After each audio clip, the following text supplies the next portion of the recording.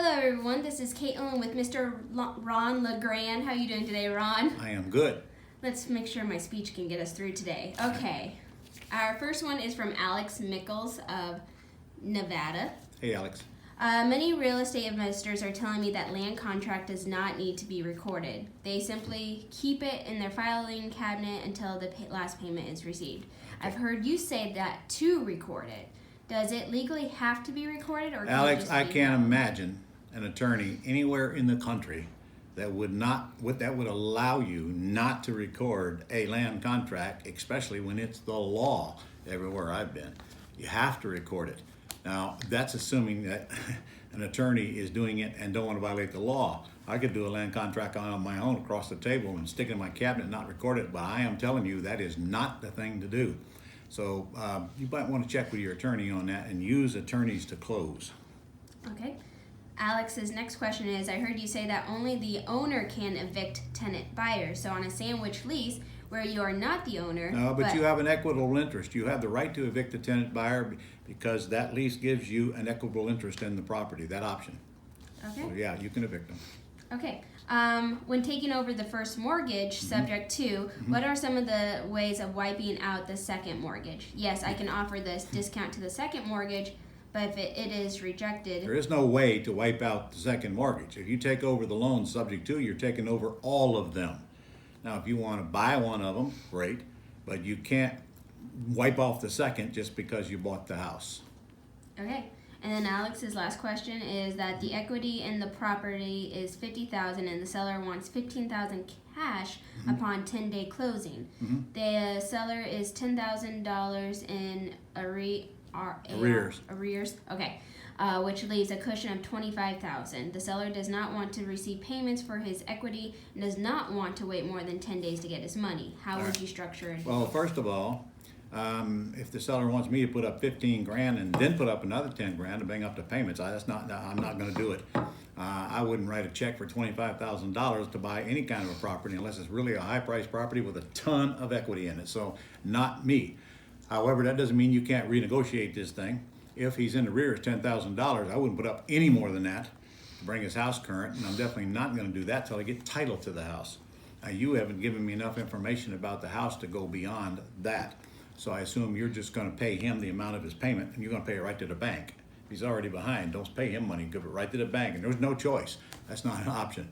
But the rest I can't comment on something I didn't know. You didn't tell me the ARB, you didn't tell me the loan balance, and none of that.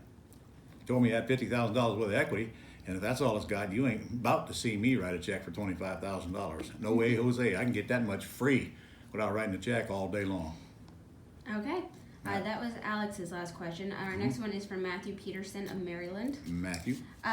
So Matthew got a lead on a pretty house, and the seller wants to buy August wants to move by August. Okay.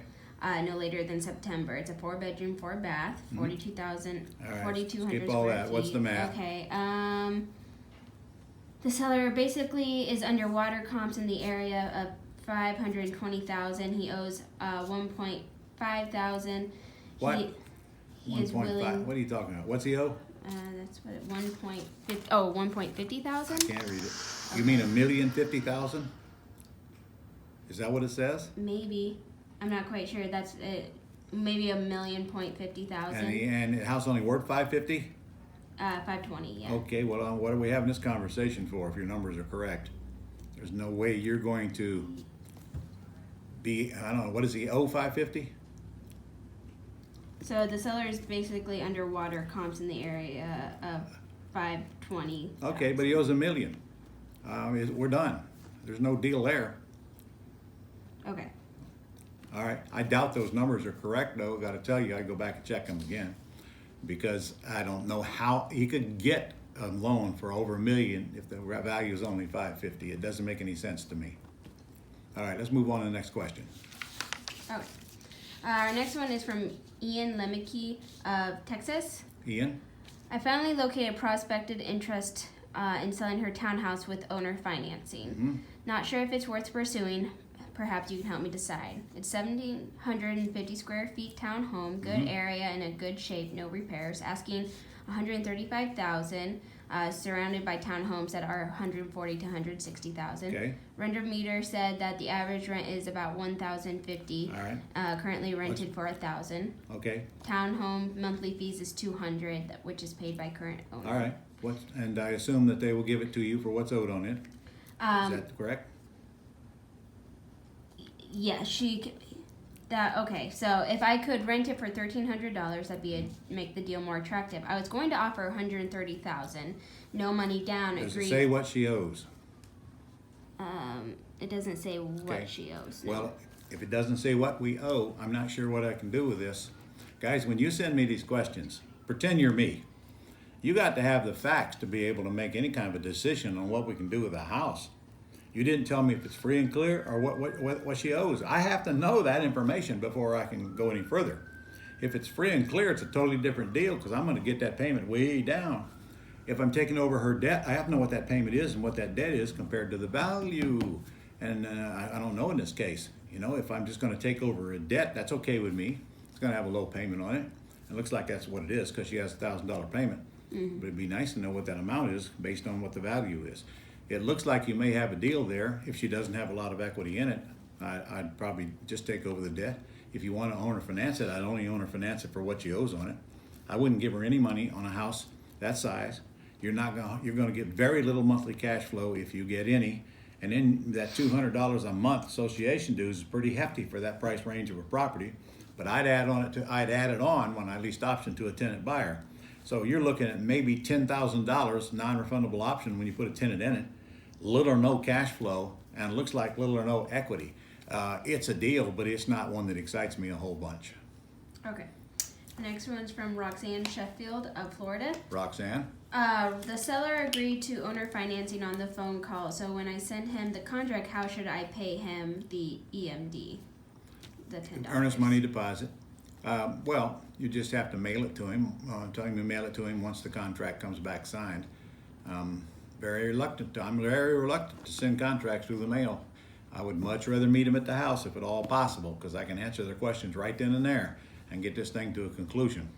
Your chances are going to diminish rapidly when you start sending out contracts in email. I think that was earlier. She said that was from Hawaii, so I guess you don't have a choice then. Huh? So so that means the seller's in Hawaii, the house is in the U.S. Okay, you don't have any choice. Good time to take a trip to Hawaii, though. You know. There you go. All right. Our next one's from Fernando Diaz of Connecticut. Fernando. Seller agreed to quit claim the deed to trustee and establish a land trust. Weeks later, the seller sells me the beneficial interest. My lawyer keeps insisting that I should pay conveyance tax for the beneficial interest. I plan to flip the ultimate buyer in 30 days. At that time, the conveyance tax is due. How do I explain this to the attorney? From your training, it states that I should not have to pay the conveyance tax twice. You heard that nowhere in my training. You're totally incorrect on that. Your lawyer is correct. When that title transfers from that seller if that title would transfer into that seller into their own trust, there would be no transfer tax. But the minute you take beneficial interest, technically transfer tax is due. Your lawyer is correct, which is why he's having heartburn over it. Now, that doesn't mean you can't put it into a land trust and quickly sell it later. But then you're going to have transfer tax paid. Somebody's got to pay it. So, it's up to you how far you want to push it. But you can slime your way around and avoid the transfer tax once, but you never heard me say you can avoid transfer tax by putting a property into a land trust. Whenever I buy one in a land trust, I pay the transfer tax the day my trust takes title to the debt, to the house. Awesome. And it's not a quitclaim deed, it's a warranty deed to trustee. Okay, our last one is from Michael Bosch of Germany, actually. Michael? He said, you also have fans in Germany, so Oh, cool. Regarding subject to or wraparound mortgage deals, what about a mortgage payment penalties, which the seller potentially faces in a cash-out situation? Do I have to take this huge risk of paying these penalties to him? Wait a minute, you must be referring to a prepayment penalty. You will find those in almost no loans today. And if they are in the loan, you should know before you close on it. But frankly, if there is one, that just means that amount is added to that loan payoff. So you should know that before you go in. And definitely that will come out of the proceeds if in fact you can't talk the lender out, or you can't talk the lender out of it, but the seller might be able to if the loan is paid off early. I'll bet there isn't any in there. It And hasn't been for years and years. guys, he puts in parentheses, this only holds for mortgages that are less than 10 years running. Afterwards, there's no penalty in Germany. So, Oh, these are German mortgages then. yeah, I'm guessing Okay. this must be the difference in that. All right, well, if that's the case, again, figure out what that penalty is before you buy, and then you're just gonna have to prepare for it when you sell. Now, if in fact that seller has got more money coming than you owe on the property, that penalty will come out of their proceeds, not yours.